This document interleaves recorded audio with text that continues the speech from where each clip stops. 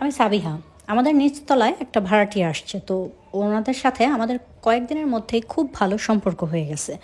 আমাদের বলতে সম্পর্কটা শুধু আমারই ভালো হয়েছে, কারণ ওনার একটা মেয়ে আছে, মেয়েটার নাম নিশি। নিশি হচ্ছে আমার সমবয়সী, মানে আমিও ওই বছর ইন্টার পরীক্ষার্থী ছিলাম, নিশিও পরীক্ষার্থী ছিল। তো আমার কখনো ওনাদের বাসায় যাওয়া হয় না। নিশির একটা অভ্যেস ছিল, ও হচ্ছে প্রতিদিন বিকেলেই ছাদে উঠতো। আমিও প্রতিদিন বিকেলে ছাদে উঠতাম, তো ওই সুবাদে ওখান থেকে আমাদের দুইজনের পরিচয়, আর ওখান থেকেই মানে ওই এক সেম ক্লাসে পড়া, সেম বয়স, সব জায়গা থেকে আমাদের হচ্ছে বন্ধুত্বটা খুব ঘনিষ্ঠ হয়ে যায়, মানে খুব অনেক সব রকমের বিষয় নিয়ে আমরা আলোচনা করি। এরকমই একদিন হচ্ছে আমরা দুইজন বিকেলবেলা ছাদে উঠছি আড্ডা দেওয়ার জন্য। তো তখন হচ্ছে মানে থাকে না, সব বিষয় নিয়ে আলোচনা করতে করতে তখন নিশি আমাকে জিজ্ঞেস করতেছে যে তুমি হচ্ছে ভূত প্রেত এগুলোতে বিশ্বাস করো, বা জিন আছে, এটা এই জিনিসটা মানো? তো আমি বললাম আমি তো কখনো চোখে দেখি নাই, কিন্তু শুনছি তো আছে এরকম। তো ও তখন বলতেছে যে আমি আবার ওকে জিজ্ঞেস করলাম যে তুমি বিশ্বাস করো এগুলো? ও মানে খুব শক্ত করে বলতেছে যে হ্যাঁ বিশ্বাস করি, এগুলো তো আছে এরকম। তো আমি হচ্ছে খুব অবাক হইলাম। আমি বললাম এমনভাবে বলতেছো মনে হয় তুমি দেখছো এরকম কোনো কিছু। তখন ও বললো কি কিছু একটা বলবে এরকম বলতে চাইছিল, শুরু করলো কথা, এর মাঝে মাগরিবের আজান পড়ে গেল। তো ও বললো কি ঠিক আছে এখন আমরা বাসায় চলে যাও, 1 ঘন্টা পরে তুমি আমাদের বাসায় আসবা, তারপরে তোমাকে আমি হচ্ছে কিছু একটা বলবো। তো ঠিক আছে, 1 ঘন্টা পরে ও বাসায় যেতে বলে। আমি বললাম কি যে আজকে আর যাবো না, কালকে আসি। তো বলতেছে না কালকে আসবা না, 1 ঘন্টা পরে আসবা, আর তোমার সাথে আমার খুব জরুরি একটা কথা আছে যেটা আমার তোমাকে বলতে হবে। ফাইন। তো আমি হচ্ছে 1 ঘন্টা পরে, মাগরিবের নামাজের 1 ঘন্টা পরে ওদের বাসায় গেলাম। যাওয়ার পরে তো ও হলো দরজা খুলে একদম হাত ধরে টেনে আমাকে ওর রুমে নিয়ে গেল। একদম ছোট্ট একটা রুম, খুব সাজানো গোছানো। তো ওর রুমে বসে আমি আর ও আমার সাথে কথা বলা শুরু করছে। এর মাঝে দেখলাম যেন ওর মা হচ্ছে বারবার ওর রুমের মধ্যে উকি ঝুঁকি মারতেছে। মানে থাকে না কোনো জিনিস যে আমরা দুজন কী কথা বলতেছি সেটা উনি শুনতে চাইতেছে, এরকম কোনো কিছু। তো নিশি বারবার আমাকে কিছু একটা বলতে চাচ্ছে, আবার ওর মায়ের দিকে তাকাচ্ছে, ওর মা দরজার আশেপাশে ঘুরঘুর করতেছে এদিকে ওদিকে। তো হঠাৎ করে আমার কেন যেন মানে তৃষ্ণা পেয়ে গেল, মনে হচ্ছিল আমার গলাটা শুকায় একদম কাঠ হয়ে গেছে। তো তখন আমি নিশিকে বলি কি যে আমাকে একটু পানি খাওয়াবা? তখন ও বলে তুমি বসো, আমি তোমার জন্য পানি নিয়ে আসি। তো পানি নিয়ে আসতেও বের হয়ে গেল রুম থেকে। তখনই আমি খেয়াল করি ওর হচ্ছে যে পড়ার টেবিলের উপরে একটা বোতল ভর্তি করা পানি। তো আমি ভাবলাম যে ও পানি আনতে গেল কষ্ট করে, এখানেই তো বোতলে পানি ছিল, আমি এটা খেয়ে নিই। তো আমি বোতলটা ধরছি, ওই সময় মানে মুখটা খুলছি, তখন হচ্ছে নিশির মা এসে বলতেছে যে আরে রে এটা ধৈর্য না, এটা নিশির পড়া পানি। তো উনি যে হঠাৎ করে এসে বলছেন এটা ধৈর্য না, তো ওই আমার হকচকে আমার হাত থেকে হচ্ছে বোতলটা নিচে পড়ে পানিটা নষ্ট হয়ে গেল। তো এটাতে সে মানে ভীষণ রাগ হয়ে গেল যে এটা নিশির পড়া পানি ছিল, তুমি কেন ফেলে দিলা, এরকম কিছু হচ্ছে সে আমাকে বললো। তো নিশি আসলো, এরপরে নিশি এসে আমাকে পানি দিল আর বললো যে আচ্ছা ঠিক আছে সমস্যা নেই, আমি এটা দেখতেছি। তো বোতলটা উঠায় রেখে বসলো। বসার পরে আমাকে হচ্ছে বলতেছে যে আমার হাতটা শক্ত করে ধরে বলতেছে তুমি হচ্ছে এই সে করো, প্রতিদিন যে ব্যায়াম করো তখন তুমি দড়িতে লাফ দাও। আমি বললাম যে হ্যাঁ, কেন তোমাদের সমস্যা হয়? তো আমার রুমটা নিশি রুমটা উপরটা, ওরা তো নিচতলায় না, তো উপরে সমান সমান। আমি বললাম তোমার সমস্যা হয়, তাহলে আর দিব না। ও বললো না আমার সমস্যা হয় না, তুমি হচ্ছে আর লাভ দিও না। তো আমি বললাম যে কেন দিব না, সমস্যা কি সেটা তো বলবা। তো ও খুব মানে বারবার বলতেছিল যে দিও না, তোমার সমস্যা হবে, তোমার অনেক ক্ষতি হয়ে যাবে, তুমি এরকম করেও না, আর হচ্ছে লাভ দিও না। তো আমার হচ্ছে বেশ বিরক্ত লাগলো যে এমনভাবে অধিকার বোধ দেখাচ্ছে, টাকা দিয়ে তোমরাও থাকো আমরাও থাকি, আমি রশি লাভ দিলে তোমার সমস্যা কি?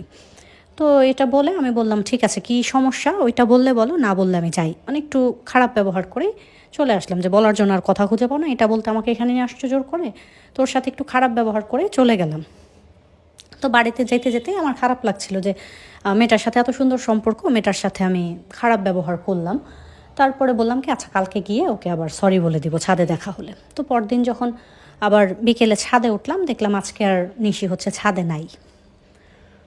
তো আমি ভাবলাম যে ঠিক আছে তাহলে বাসায় গিয়ে বলে আসি, ছাদে নাই তো কী হয়েছে। তো যখন ওদের বাসায় গেলাম তখন পাশের ফ্ল্যাট থেকে জানতে পারলাম যে ওরা হচ্ছে গ্রামের বাড়িতে চলে গেছে। তখন আমাদের এইচএসসি পরীক্ষা শেষ, হয়তো সেই ছুটিতে ওরা গ্রামের বাড়িতে চলে গেছে। তো আমি ভাবলাম যে ঠিক আছে আর হচ্ছে সরিটা বলা হইলো না, আসলে বলে দিব। তখন আমি হচ্ছে আমার রুমে গিয়ে আমি প্রতিদিনই ব্যায়াম করি, সাথে সাথে হচ্ছে প্রায় 100-200 করে রশি লাফ দিই। তো তখন হচ্ছে আমি ওই দিন ভাবলাম যে ওরা তো আর বাড়িতে নাই, এখন তো আর ওদের সমস্যা হবে না।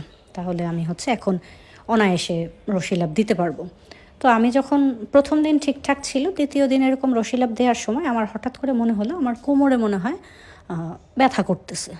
তো আমি ভাবলাম যে 2-3 দিন বন্ধ ছিল, সে কারণে হয়তো খারাপ লাগতেছে। তো ব্যায়ামটা তো করার পরে আবার বন্ধ করলে শরীর ব্যথা করে, নতুন করা শুরু করলে শরীর ব্যথাটা করবে, এটাই স্বাভাবিক। তো ভাবলাম যে ঠিক হয়ে যাবে। তো আমি আরও বেশি বেশি করে ব্যায়াম করতে থাকলাম প্রতিদিন, আর আস্তে আস্তে আমার কোমরের ব্যথাটা বাড়তে থাকলো। তারপরে আমি তো এমন একটা পর্যায়ে চলে গেল, এখন আর আমি দড়িলাভ দিতেই পারি না, আমার কোমরে এত পরিমাণে ব্যথা। তো আমি প্রতিদিন 4-5টা করে প্যারাসিটামল খাচ্ছি। প্যারাসিটামল খেয়ে যাচ্ছি, কিন্তু আমার হচ্ছে ব্যথা কমছে না। ওষুধের পাওয়ার যতক্ষণ থাকে ততক্ষণ ঠিক আছে, ওষুধের পাওয়ার চলে গেলে আবার যেই ব্যথা সেই ব্যথায়। তো এভাবে আস্তে আস্তে আমি অসুস্থ হয়ে যাচ্ছিলাম, আমার একদম রোগা হয়ে যাচ্ছিলাম, ফ্যাকাশে হয়ে যাচ্ছিলাম, আমাকে দেখতেই বোঝা যাচ্ছিল আমি অনেক অসুস্থ। মাও বিষয়টা খুব খেয়াল করছে। তো আমার মা হচ্ছেন একজন টিচার, উনি জব করেন। তো তখন এভাবে এবার দিন দিন এরকম করতে করতে একটা সময় এরকম হলো, আমার মনে হতো যে মানুষের পায়ের রগে টান খেলে হয় না, দাঁড়াতে খুব কষ্ট হয়, ওইরকম আমার কোমরের রগটা মনে হয় আমি দাঁড়াইলে ছিঁড়ে যাচ্ছে, এরকম প্রচুর কষ্ট হইতো, একদম নেয়ার মতো না। তো একদিন ব্যথার ওষুধ তো যতটুকু খাচ্ছিলাম, পরে না পারতে কান্নাকাটি করে মাকে বলে দিছি যে মা হচ্ছে আমার এরকম অনেক ব্যথা। তো একদিন, এটা রাতের কথা, তো মা বলতেছে যে আচ্ছা ঠিক আছে, তুমি রাতটা সহ্য করো, সকালে হচ্ছে আমরা ডক্টরের কাছে যাব। তো রাতের মধ্যে আমার প্রচুর জ্বর যেমন তেমন, মানে ব্যথা একদম 2 গুণ 3 গুণ বেড়ে গেছে। তো ব্যথার ওষুধ দিতেছে। তো আমার মামা হচ্ছে একজন হাড়ের ডাক্তার, ওনার সাথে মা যোগাযোগ করলো, যোগাযোগ করার পর উনি মেডিসিন লিখে দিলেন যে এটা দাও, কমে যাবে। তো ব্যথার ওষুধটা যখন আমি নিতাম তখন হচ্ছে কমে যেত ব্যথাটা, কিছুক্ষণ পরে আবার যেই অবস্থা সেই অবস্থায়। তো এভাবে 20 দিন চললো, মামার ট্রিটমেন্টে 20 দিন চললাম। চলার পরে এমনিতে মামা এক্স রে করাইছে, এক্স রে করার পর দেখতেছে যে সব কিছু নর্মাল, কোমরে কোনো সমস্যা নেই, কিন্তু এত ব্যথাটা কিসের, এত অসহনীয় ব্যথা তো হওয়ার কথা না। তো মামা তখন আমাকে 20 দিন পরে মাকে হচ্ছে অন্য একজন ডক্টর মাকে সাজেস্ট করলেন যে ওনাকে দেখাও। তো মা ওনার কাছে হচ্ছে আমাকে নিয়ে গেলেন, উনি এমআরআই করতে বললেন। তো এমআরআই করলো, করার পরেও দেখা যাচ্ছে যে আমার কোনো প্রবলেম নাই। ওই 20 দিনে আমার ব্যথাটা এত পরিমাণ বেড়ে গেছে, আমি হচ্ছে এখন আর হাঁটতে পারি না, আমাকে ধরে ধরে উঠাতে বসাতে হচ্ছে আমার মায়ের। আমি হুইল চেয়ারে হচ্ছে বসে হসপিটালে গেলাম, এরকম একটা বাজে অবস্থা হয়ে গেছে আমার। তো এরকম করে চলতেছে, বেশ কিছুদিন এভাবে গেল।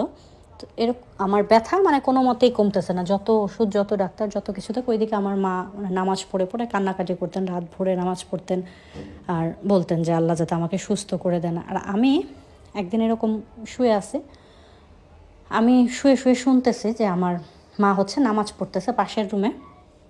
তখন আমাদের পাশের রুম থেকে আমি শুনতে পেয়েছি একটা ছোট বাচ্চা চিৎকার করে কান্না করতেছে। ছোট বাচ্চাদের কান্না হয় না, কান্না করতে করতে কাশ উঠে যায়, বমি করে দেয় বাচ্চারা, ওই রকম একটা খারাপ সিচুয়েশন হয়ে গেছে। বাচ্চাটা অনেকক্ষণ ধরে চিৎকার করে কান্না করতেছে, কিন্তু আমি তো বিছানা থেকে উঠতে পারি না, আমার তো কোমরে ব্যথা। তারপরও খুব কষ্ট করে নিজের উপরে মানে শক্তি খাটিয়ে আমি উঠলাম।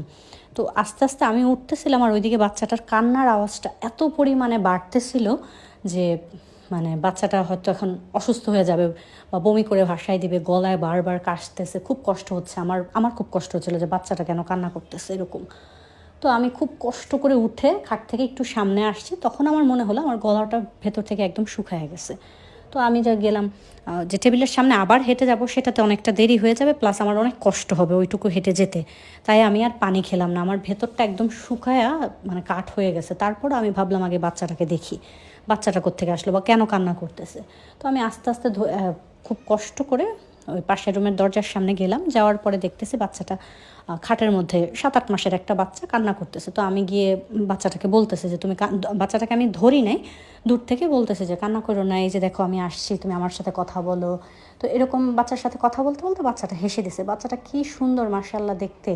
তো আমি এরকম বাচ্চাটাকে দেখলাম, তখন বাচ্চা কান্নাকাটি বন্ধ করে বাচ্চাটা হাসতেছে। এর মাঝে আমার মা হচ্ছে আমাকে ডাকতেছে, মায়ের ডাকে আমার ঘুম ভাঙে। তখন আমি বুঝতে পারলাম আমি স্বপ্ন দেখতেছিলাম।